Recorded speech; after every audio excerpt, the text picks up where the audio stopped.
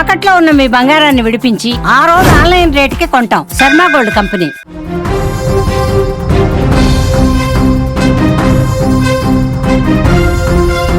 జగిత్యాల జిల్లాలో జరిగిన యూట్యూబర్ వైష్ణవి హత్య కేసులో ఆమె భర్త హరిబాబును పోలీసులు అదుపులోకి తీసుకున్నారు.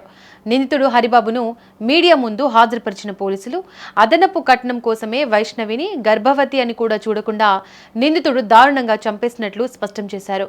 భార్య వైష్ణవిని హత్య చేసిన తర్వాత భర్త హరిబాబు అక్కడి నుండి పారిపోగా అదే రోజు రాత్రి కొరుట్ల శివార్లో అతడిని అదుపులోకి తీసుకున్నట్లు పోలీసులు వెల్లడించారు. తల్లి అన్నలు చెప్పినట్లు విని హరిబాబు తరచూ అదనపు కట్నం కోసం వైష్ణవిని వేధించేవాడని పోలీసుల విచారణలో తేలింది. ఈ అదనపు కట్నం విషయంలోనే హరిబాబు వైష్ణవిల మధ్య తలెత్తిన గొడవ కాస్త చివరికి హత్యకు దారితీసినట్లు తెలుస్తోంది. ఈ నేపథ్యంలోనే వైష్ణవి హత్య కేసులో హరిబాబు, అతని తల్లి లక్ష్మి, ఇద్దరు అన్నలు ఆనంద్, అశోక్లపై కేసు నమోదు చేసినట్లు పోలీసులు వెల్లడించారు.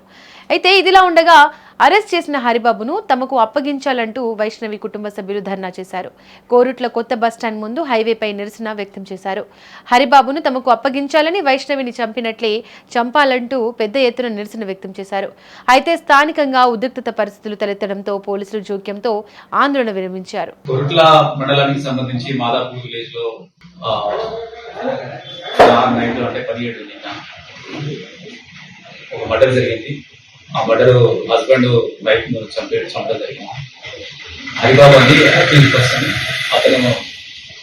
అతని భార్య వైష్ణవిని కత్తితో పొడిచి తర్వాత గొంతు నొక్కి ఆమె చంపడం జరిగింది. వీళ్ళకి 10 నెలల క్రితం లవ్ మ్యారేజ్ చేసుకోవడం జరిగింది.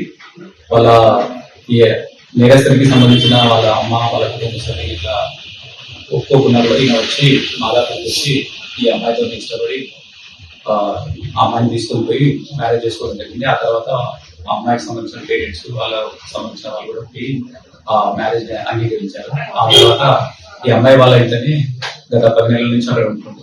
కానీ వాళ్ళ అమ్మ తర్వాత వాళ్ళ ఇద్దరు బ్రదర్స్ వాళ్ళు ఒక్కొక్క కట్నం తీసుకురావాలని వేరే దగ్గర అయితే కట్నం వచ్చేదనే విషయం ఇతను ఎప్పటికీ ప్రేరేపించడం వల్ల చాలా సార్లు గొడవలు జరిగాయి కట్నానికి సంబంధించి. ఆ కట్నానికి సంబంధించి వాళ్ళ అమ్మాయికి సంబంధించి అమ్మానాన్న కూడా 5 లక్షలు ఇచ్చి 200 భూమి మాదాపూర్లో ఈ అమ్మాయి కొరకు కట్నంగా వాళ్ళు ఇవ్వడానికి కూడా సిద్ధపడి పర్చేజ్ చేసింది.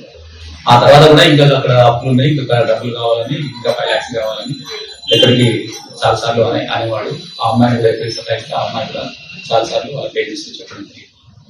అందులో భాగంగానే మళ్ళీ 17వ తారీఖు ఎర్లీ మార్నింగ్ అవర్స్ లో నిన్న అమ్మాయిని అదే విషయంలో గొడవపడి అమ్మాయిని కత్తితో కొట్టడం, తర్వాత గొంతులోకి చంపడం జరిగింది.